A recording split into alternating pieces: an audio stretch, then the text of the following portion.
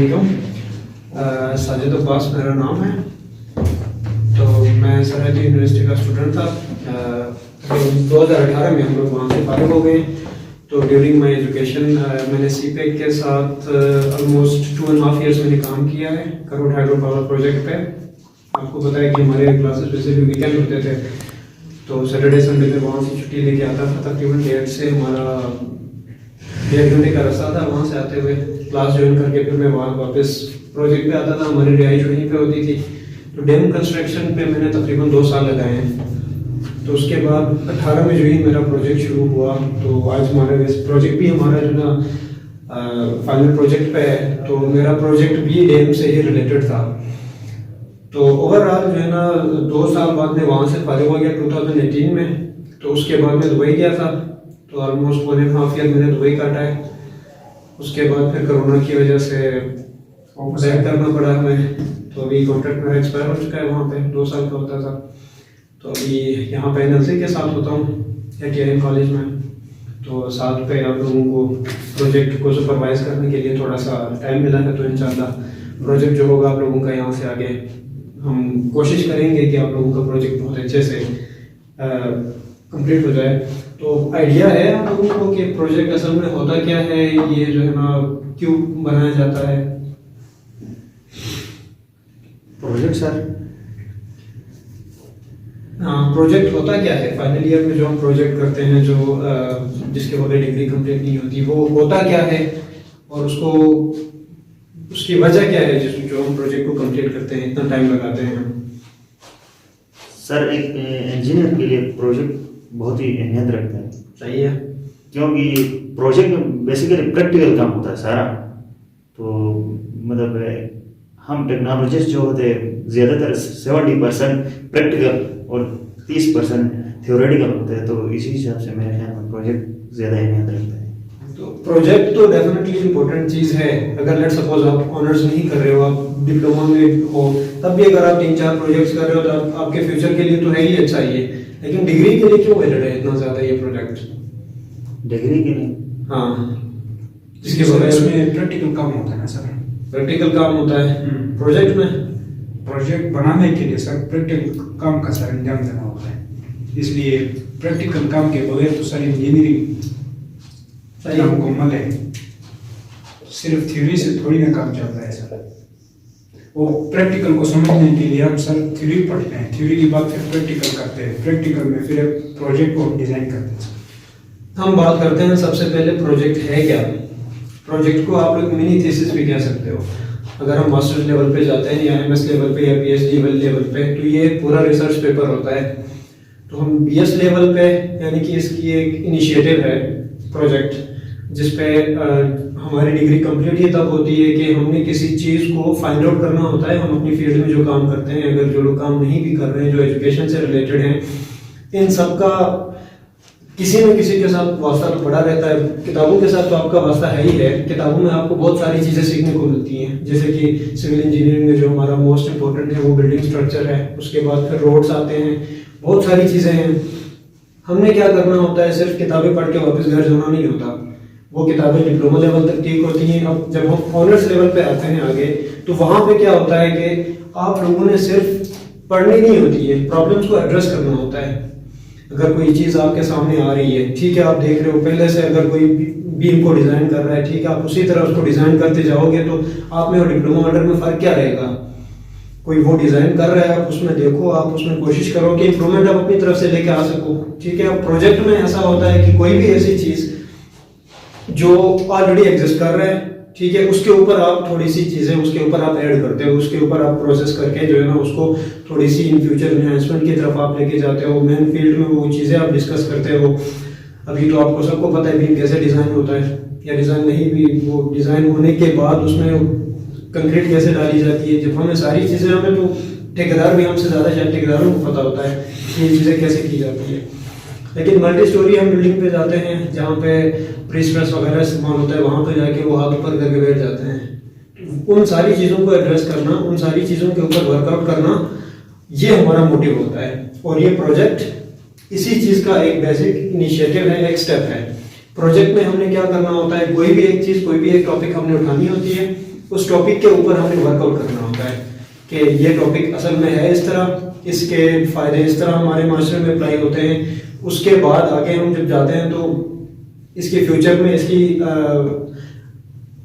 इस्तेमाल इसका किस तरह से होगा और आगे ये जाके कितना इम्प्रूव हो सकता है।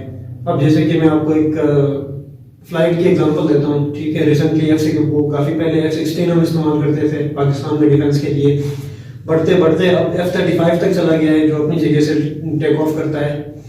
अब यहाँ से आगे जाएंगे तो जाहिर सी बात है लोगों के मेजर में है तो है ना कि हम ऐसी चीज़ बनाएंगे जो रडार में नहीं आता हो, ऐसी चीज़ बनाएंगे जिसकी स्पीड ज़्यादा हो। ये होती है फ्यूचर इन्हांसमेंट। तो हमने प्रोजेक्ट में क्या करना है, कोई भी स्ट्रक्चर चीज़ उठानी है, उठाने के बाद उसको हमने क्या करना है, उसको आगे देखना है कि वो हम आगे उसको किस तरह देखते हैं, किस लेवल पे देखते हैं और इसको हम फ्यूचर में कहाँ लेके जाना चाहते हैं। ये होता है हमारा प्रोजेक्ट। तो हमारा क्लास सिर्फ प्रोजेक्ट को लीड करना है कि कैसे करेंगे। तो प्रोजेक्ट असल में प्रोजेक्ट को बनाने से पहले हमें एक प्रपोजल सबमिट करनी होती है। प्रोजेक्ट प्रपोजल असल में होता क्या है, आप लोग कहीं जॉब अप्लाई करने जाते हो, सबसे पहले आप लोग क्या ड्रॉप करते हो वहाँ पे, सीवी ड्रॉप करते हो। आप खुद तो बाद में जाते हो, पहले सीवी आप ड्रॉप करते हो। यानी कि प्रोजेक्ट प्रपोजल एक सीवी है आप लोगों के लिए। सीवी में आपने क्या प्रेजेंट करना है कि मैं एक प्रोजेक्ट बनाऊंगा वो ऐसा होगा। अब सीवी में भी ज़्यादा से ज़्यादा 2 पेजेस की आपकी सीवी बनती है, जबकि आपकी लाइफ एक्सपीरियंस होती है 20 साल 22 साल 25 साल, ठीक है। तो आपने क्या करना होता है, वो 25 साल की जो एक्सपीरियंस है उसको कंक्लूड करते हैं सिर्फ 2 पेजेस में, कोज़े में बंद, ठीक है। अब वही चीज़ हमने यहाँ पे प्रोजेक्ट प्रपोजल में करना है। प्रोजेक्ट को शुरू करने से पहले हम प्रपोजल बनाएंगे। वो क्या होगा, प्रपोजल हम आगे उसको सबमिट करेंगे तो आगे वो सरहद यूनिवर्सिटी वाले उसको अप्रूवल करेंगे। जब उसको वो अप्रूव करेंगे वो देखेंगे कि हाँ ये बंदा किस टॉपिक को उठा रहा है, कैसे इसके ऊपर वर्कआउट कर रहा है। अगर उनको लगे ये चीज़ वैलिड है वो उस चीज़ को अप्रूव करेंगे, फिर जाके हम उसके ऊपर प्रोजेक्ट पे काम करना शुरू करेंगे। तो उसका फॉर्मेट किस तरह होता है हम उस चीज़ पे आज थोड़ा सा डिस्कस करेंगे, ज़्यादा नहीं। सबसे पहले जो होगा उसका सबसे टॉप पे जो हम होगा यानी कि प्रोजेक्ट का सबसे ऊपर होगा टाइटल। यानी कि आपने टाइटल आपने कौन सा लेना है। लेट सपोज अगर आपने जो है ना रॉक लेना है, रॉक जो पत्थर वगैरह होता है वो ले लेना है, आपने कोई स्ट्रक्चर डिज़ाइन ले लेनी है, या आपने कोई मल्टी स्टोरेज बिल्डिंग ले लेनी है, या कोई ब्रिज ट्रस का आपने कोई डिज़ाइन ले लेना है, जो भी लेना है आपने यहाँ पे सिर्फ मैक्सिमम एक लाइन में आपने अपने प्रोजेक्ट को डिफाइन करना है यहाँ पे, ठीक है। कोई भी चीज़ आप एक लाइन में इसको यहाँ पे ड्रा करोगे। पहली चीज़ जो होगी आपकी सबसे पहले वो टाइटल होगी पहले पेज पे। टाइटल के बाद नीचे यहाँ पे सरहद यूनिवर्सिटी वालों का होगा अपना लोगो, क्योंकि फॉर्मेट जो देंगे वो हमें वो खुद दे देंगे सरहद यूनिवर्सिटी वाले। इंशाल्लाह अगले लेक्चर में मैं आपको प्रोवाइड करूंगा वो फॉर्मेट भी, तो उसके ऊपर हम डिस्कस करेंगे। सेकंड पे होगा आप लोगों का लोगो, जो सरहद यूनिवर्सिटी का अपना लोगो होगा। उसके साथ आपने छेड़ना कुछ भी नहीं है, उसको एज इट इज रखना है।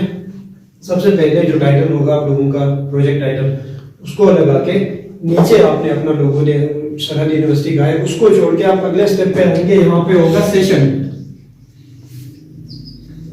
यानी कि सेशन आप किस सेशन के हैं, 12 से 14 तक है, 14 से 18 तक है, 16 से 20 तक है, जो आपका सेशन है, ठीक है। यहाँ पे लेट सपोज हम करते हैं 2016 से 2018 तक, ये होगा आप लोगों का सेशन, ठीक है। सेशन के बाद फिर अगला जो स्टेप होगा उसके बाद वो होगा स्टूडेंट सबमिटेड बाय, यानी कि कौन सबमिट कर रहा है।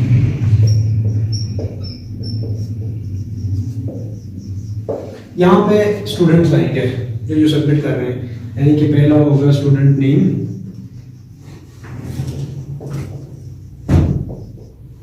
और उसके बाद यहाँ पे होगा स्टूडेंट रजिस्ट्रेशन नंबर, ठीक है। तो मैक्सिमम एक प्रोजेक्ट को लीड करने के लिए आप 3 लोग आप लोग जो है ना ग्रुप बना सकते हो, 3 से ज़्यादा नहीं। 3 लोग आप इकट्ठे हो जाएं अपने क्लासमेट्स से, बेहतर होगा क्लासमेट्स ही करें, क्योंकि ये प्रोजेक्ट आप लोगों का अप्रूवल होता है आखिरी साल में। अगर कोई 7th सेमेस्टर में है वो प्रोजेक्ट के ऊपर वर्कआउट कर रहा है तो अच्छी बात है, ये फ्यूचर इन्हांसमेंट कर रहा है, ठीक है। और बेहतर और आखिरी सेमेस्टर में जाके आप लोगों का प्रोजेक्ट अप्रूवल होगा। जब तक प्रोजेक्ट आप लोगों का अप्रूवल नहीं होता डिग्री आपको नहीं मिलती। सर एक सवाल सर, ये फॉर एग्जाम्पल आप 6th सेमेस्टर में हम कोई से 21-22 लड़के हैं सवाल में, सही है, तो हम सारे मिलके एक प्रोजेक्ट बनाएंगे नहीं, या 3-3 का अलग अलग बनाएंगे? 3 लड़के होंगे ग्रुप में और वो एक प्रोजेक्ट बनाएंगे। अच्छा, प्रोजेक्ट के टाइटल अलग अलग होगा सारों का? हाँ, सबका अलग अलग होगा प्रोजेक्ट। और बेहतर है कि अगर आप लोग फ्यूचर में आगे स्टडी करने का आप लोगों का प्लान है तो बेहतर है कि आप 1 या 2 मिलकर प्रोजेक्ट बना लो। ये आपकी डिग्री के लिए एक प्लस पॉइंट है, एक वैलिड पॉइंट है। अब 2 से 3 लड़के मैक्सिमम पहले 4 तक करते थे, अभी इसको मिनिमाइज करके सरहद यूनिवर्सिटी ने 3 तक कर दिया है। अब 3 लड़के जो भी हैं क्लासमेट्स, आप जिनकी थॉट्स मिलती है, जो एक प्रोजेक्ट पे जो ना आप गैदर होके उस चीज़ के ऊपर डिस्कस करने के लिए आप लोग विलिंग हैं, उस चीज़ को प्रेजेंट करने के लिए आप लोगों में कोई एबिलिटी है, तो आप बैठें, गैदर करें। तीनों गैदर करने के बाद प्रपोजल तैयार करें। तैयार करने के बाद स्टूडेंट नेम और रजिस्ट्रेशन सबमिटेड बाय, यहाँ पे आप लोगों का नाम आएगा पूरा और यहाँ पे आप लोगों के रजिस्ट्रेशन नंबर होगा। ये चीज आगे आके हमारे पास सबमिट हो जाएगी। उसके बाद अगला जो स्टेप होगा हमारा वो होगा, देखा है पहले आप में से किसी ने किसी प्रोजेक्ट के ऊपर कैसे काम करते हैं, प्रोजेक्ट रिपोर्ट किसी ने देखी हो? नहीं सर। चलो नेक्स्ट में सारी चीजें हम डिस्कस करते हैं। तो उसके बाद आगे होगा सुपरवाइज बाय।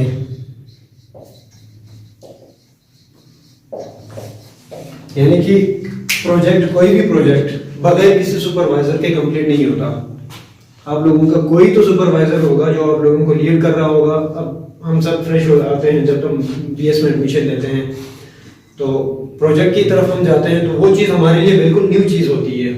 उसको सुपरवाइज करने के लिए कोई एक बंदा होना ज़रूरी है जो आपको उसको गाइडलाइन दे दें। आपको अब सुपरवाइज होने का ये मतलब, सुपरवाइजर होने का ये मतलब नहीं है कि वो पूरा ही प्रोजेक्ट आपको बना के दे दे, ऐसा नहीं होता।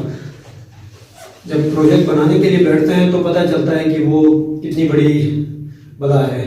अब ये जब प्रपोजल आप लोगों की सबमिट हो जाएगी तब आप लोगों को पता चल जाएगा मतलब प्रोजेक्ट कितना मुश्किल होता है।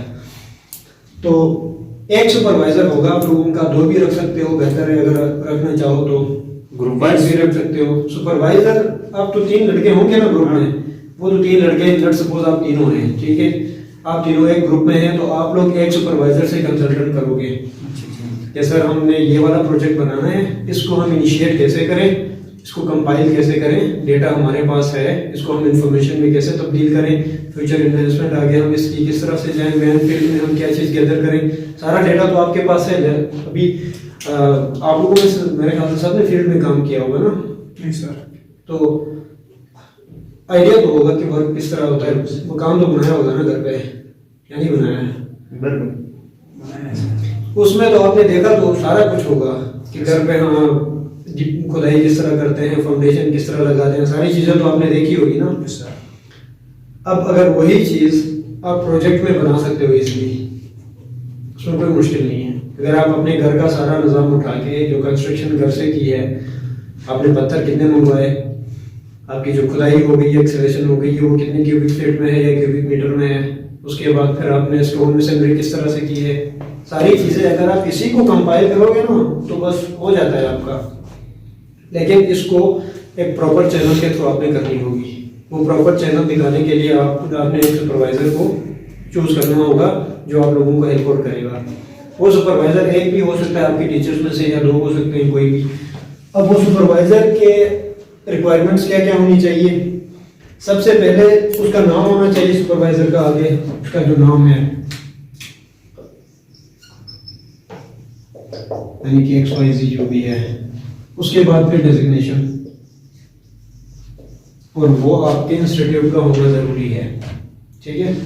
मतलब वो लेक्चरर है, वो ईसी है या कोई HOD है, जो भी है, आगे उसका डेजिग्नेशन, ये चीज़ आपने कंप्लीट करनी होगी।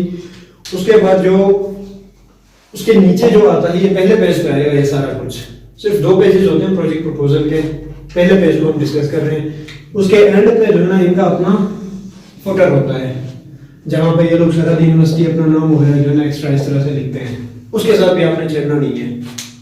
एज इट इज जैसे है वैसे है। आगे जो ऑप्शंस दिए हैं, जैसे कि यहाँ पे सुपरवाइजर नेम लिखा हुआ है, आगे आपने सिर्फ क्या करना है, नेम की जगह अपने नाम रखना है, लिखना है, और डेजिग्नेशन की जगह जो है ना वो जो बंदा क्या है, इंस्ट्रक्टर है, लेक्चरर है, वो है, वो आपने ये चीज़ें मेंशन करनी है। उसके बाद ये चीज़ यहाँ पे हो जाती है खत्म। तो इससे अगला ये फर्स्ट पेज यहाँ पे कवर अप हो जाती है। तो अब आते हैं हम सेकंड पेज की तरफ। सेकंड पेज आप लोगों का थोड़ा सा जो है ना मुश्किल होने वाला है, और सारा निज़ाम सेकंड पेज में है। पहला पेज तो सिर्फ जस्ट एक इंट्रोडक्शन था आप लोगों का। तो सेकंड पेज में सबसे पहले आप लोगों का होगा टाइटल ऑफ द प्रोजेक्ट। जैसे आपने पहले उसमें लिखा हुआ था ना शुरू में ही, वही चीज यहाँ पे दूसरी पेज में पहले दोबारा आएगी, title of the project.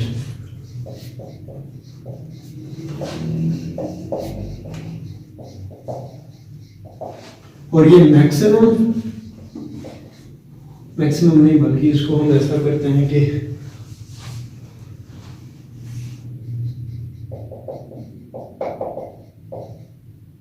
within one line, एक लाइन में आपने प्रोजेक्ट टाइटल देना है। Construction of A steel work करना है, आपने यहाँ पे कोई और चीज करनी है जैसे कि construction of A brick work करना है, या स्टडी अबाउट रॉक्स करना है आपने, या स्टडी अबाउट एग्रीगेट्स करना है, या स्टडी अबाउट, हमारे पास बहुत सारे रिसोर्सेज है यहाँ पे।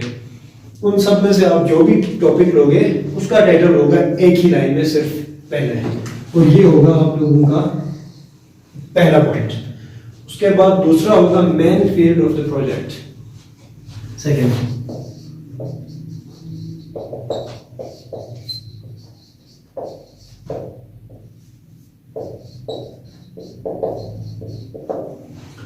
ये आपने इसको करना होगा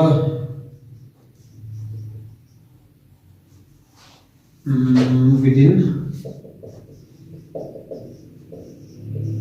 3 or 4 लाइंस। मेन फील्ड क्या होता है, किसी को अंदाजा है कोई चीज? मेन फील्ड यानी जो सिविल क्या करेगा, इलेक्ट्रिकल वाला इलेक्ट्रिकल नहीं, वो तो करेगा डेफिनेटली। अब सिविल वाला इलेक्ट्रिकल का तो नहीं करेगा ना प्रोजेक्ट। मेरे कहने का ये मतलब है प्रोजेक्ट में टाइटल तो आपने ले लिया ऊपर, मिसाल के तौर पे आपने टाइटल में आपने लिया है कि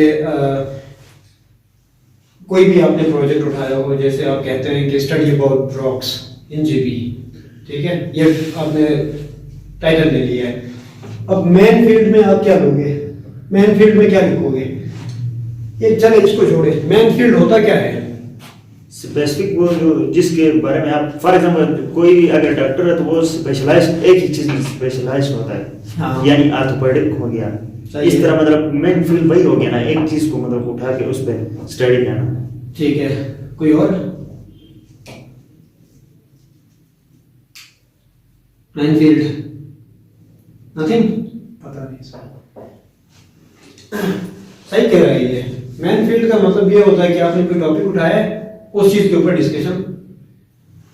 यहाँ पे study about rocks in GB अगर आपने लिखा है तो आप जीबी में जितने जितने रॉक्स हैं, हमारे पास ये सामने वाला पहाड़ है, पॉसिबली ये कोई और पत्थर होगा, ये कोई और पत्थर होगा, एक ग्रेनाइट हो सकता है, उसके बाद फिर एक मुख्तलिफ सारे डिफरेंट, एक पहाड़, एक जैसे हमारा काराकोरम रेंज है तो एक ही पहाड़, लेकिन अगर हम इसको डीपली स्टडी करते हैं तो फिर ये एक पहाड़ नहीं है, सारे डिफरेंट पहाड़ हैं। एक पहाड़ कोई और ग्रेनाइट है तो फिर दूसरा वहां से आगे जाके सेडिमेंट्री आता है, उसके बाद डिफरेंट रॉक्स आते हैं आगे।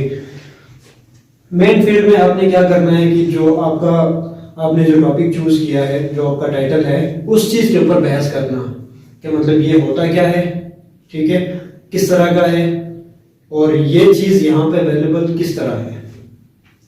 आपने जो आपका टाइटल है उसके बारे में थोड़ा सा डिस्कशन, ये होता है मेन फील्ड।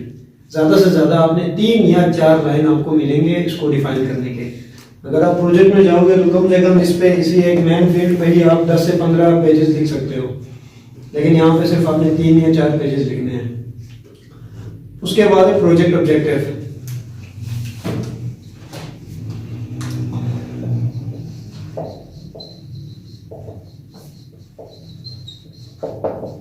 ये भी हमने मैक्सिमम जो है ना 3 to 4 लाइंस में हमने इसको डिफाइन करना है। ऑब्जेक्टिव जो है, मकसद क्या है प्रोजेक्ट ऑब्जेक्टिव का? मकसद ये है कि जो रॉक है वो डिफरेंट हम तरीके से इसको जो है ना इस्तेमाल करते हैं। आपने कोई ऐसी रॉक देखी है जो सस्ता हमें प्रोवाइड हो रहा है, सस्ता हमें मिल रहा है और इजी वो हमें डिलीवर इजी हमें प्रोवाइड हो रहा है, तो आपने क्या करना है, उस चीज़ के बारे में थोड़ी सी अवेयरनेस देनी है अपने प्रोजेक्ट में, थोड़ी सी उसको हाईलाइट करना है और आगे उसको मूव ऑन करना है। ये होगा आप लोगों का प्रोजेक्ट ऑब्जेक्टिव। उसके बाद ऑब्जेक्टिव के बाद जो हमारा आता है वो है प्रॉब्लम स्टेटमेंट। ये चीज़ आप लोगों की बहुत ज़रूरी है। प्रॉब्लम स्टेटमेंट जो है, चौथी जो चीज़ है प्रॉब्लम स्टेटमेंट।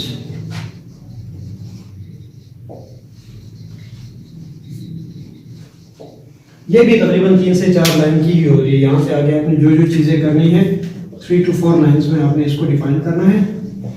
तो प्रॉब्लम स्टेटमेंट में क्या करना क्या है, आप जिस कोई भी चीज़ अगर आप उठा के बात कर रहे हो, लेट्स सपोज आपके पास एक सेल फोन है, ठीक है, काफ़ी अच्छे से आप इस्तेमाल कर रहे हो, आप उससे फेडअप हो चुके हो या कोई फेडअप नहीं हुए हो, आपके पास है, लेकिन मार्केट में कोई ऐसी चीज़ आई है जो उससे बेहतर है, जो उससे सस्ता आपको मिल रहा है, उससे अच्छे फीचर्स आपके पास अवेलेबल हैं, तो आपने अपने घर पे जाके अपने वालिद साहब से कहना है या बीवी से आपने कहना है कि मैंने वो वाला फ़ोन लेना है।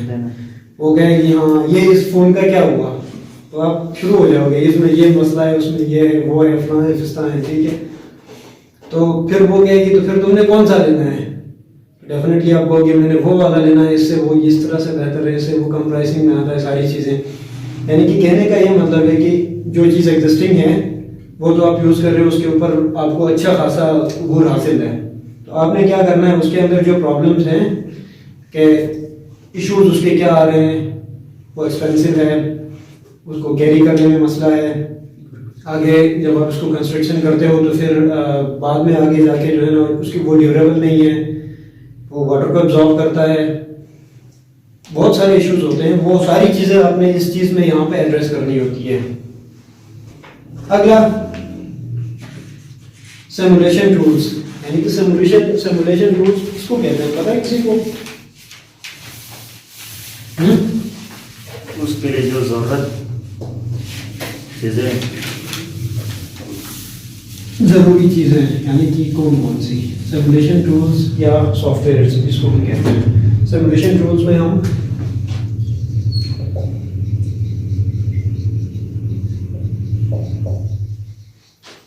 या सॉफ्टवेयर्स, ये इसी तरह ही जो है ना वो फॉर्मेट में है, इसको हम चेंज नहीं कर सकते, एज इट इज इसको हमने रहने देना है।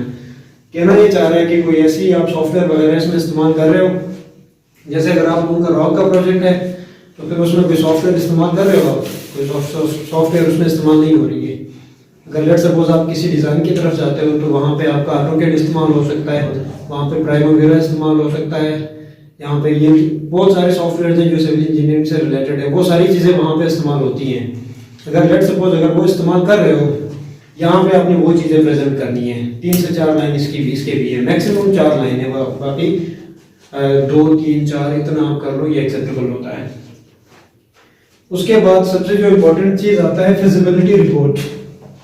ये कौन सा वाला था, छठा पॉइंट था, 5वां पॉइंट है, अच्छा ये है छठा पॉइंट। छठा पॉइंट है हमारे पास फिजिबिलिटी रिपोर्ट।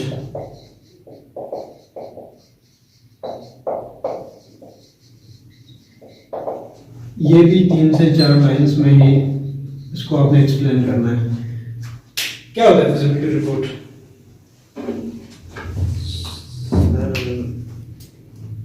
थोड़ा थोड़ा आइडिया है, ज्यादा तो नहीं।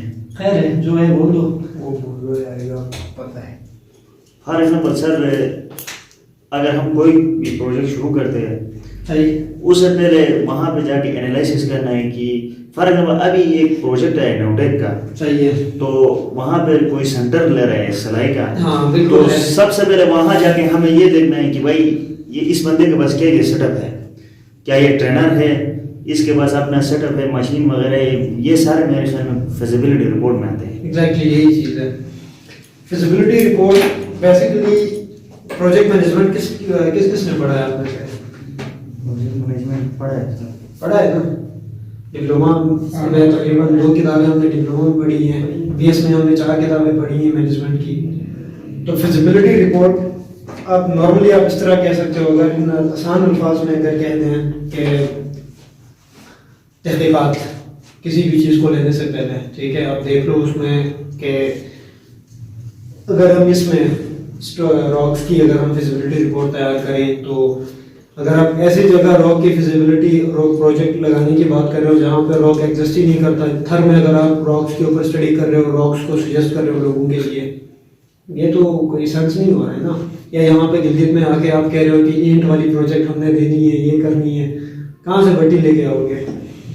तो जहाँ पे अपने प्रोजेक्ट लगाना है वहाँ पे जाके अपने इलाके को देखना है, वहाँ की विजिबिलिटी आप देखना है कि उसके आसपास जो आप प्रोजेक्ट ऑफर कर रहे हो, जो अवेयरनेस आप दे रहे हो, जो चीज़ आप एड्रेस करने की कोशिश कर रहे हो, वो वाकई में सिविल इंजीनियरिंग फील्ड के अंदर एग्जिस्ट करती है नहीं करती है। पहली चीज़, सिविल इंजीनियरिंग में अगर वो एग्जिस्ट करती है तो फिर जिस इलाके के लिए आप उस प्रोजेक्ट को डिपोर्ट करना चाह रहे हो, जिस चीज़ को आप एड्रेस कर रहे हो, वो वाकई उसी चीज़ को प्रेजेंट कर रही है कि नहीं कर रही है, ये चीज़ें आपने फिजिबिलिटी रिपोर्ट के अंदर प्रेजेंट करनी होती हैं। उसके बाद जो है आगे स्पेसिफिकेशंस। क्या होता है स्पेसिफिकेशंस? तसरीहात। जरा इसको स्पेसिफाई करो, इसको एक्सप्लेन करो।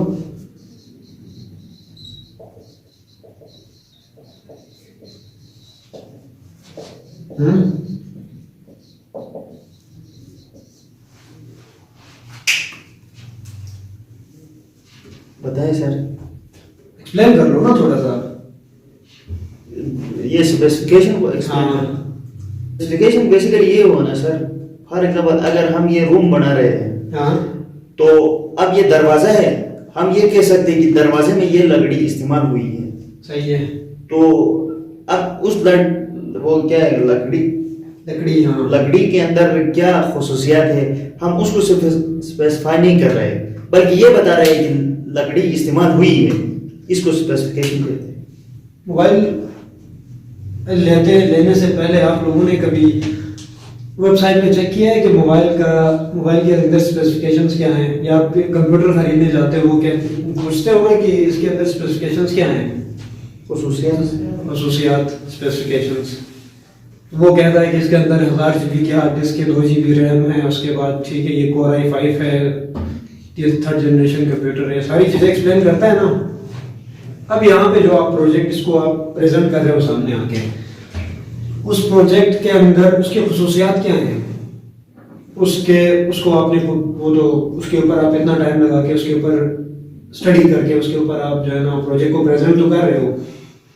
उसके बाद उससे प्रोजेक्ट जो आपने इतना टाइम लगा के अपने प्रोजेक्ट प्रेजेंट किया है, इसके खुसूसियात क्या हैं? सिर्फ आपने डिग्री लेने के लिए किया है या वाकई के उसके कोई ऐसी चीज़ें हैं जो लोगों को बेनिफिट्स दे रही हैं? ये चीज़ें देखनी होती हैं। वो चीज़ें आप लोगों ने यहाँ पे प्रेजेंट करनी है ज़्यादा से ज़्यादा 3 या 4 लाइन्स में।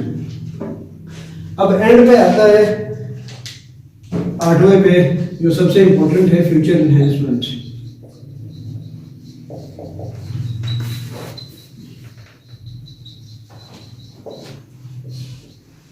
ये भी 3 से 4 लाइन्स में ही लाइज करती है, ठीक है। ये फ्यूचर एनहेंसमेंट अभी थोड़ी देर पहले शायद मैंने बताया था, आप लोगों को याद हो या नहीं हो।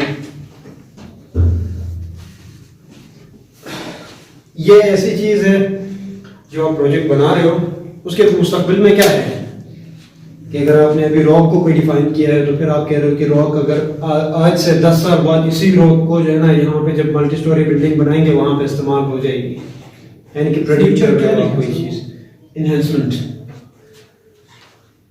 ये सारी चीजें इसके अंदर आपने देनी है कि मैं ये चीज अभी मैं प्रेजेंट कर रहा हूँ, 10 साल बाद इसकी ये इस तरह से आ जाएगी। जैसे कि अगर आप अभी कोई जमीन ले रहे हो जाके ऊपर कोई दास वगैरह, आप ये कह रहे हो कि 10 साल बाद अभी मैंने ये लाख रुपए की ली है, 10 साल बाद ये जो है ना 50 लाख की हो जाएगी। ये है फ्यूचर एनहांसमेंट, ठीक है। वही चीज आप लोगों ने यहाँ पे एड्रेस करनी होती है। उसके बाद सबमिटेड बाय, किसने सबमिट किया है वो एंड पे, बस ये एंडिंग है।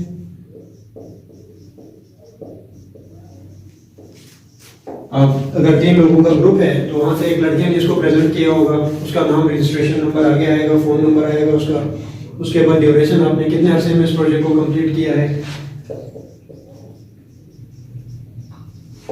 और आखिरी में ड्यूरेशन के बाद इंडोर्समेंट कहते हैं, जिसको वहां पे सुपरवाइजर का नाम आता है, यानी कि सुपरवाइजर आपका कौन है वो अप्रूव करता है इस चीज को, फिर जाके आगे ये फॉरवर्ड होगी, वो जाके उसको सबमिट करेगा।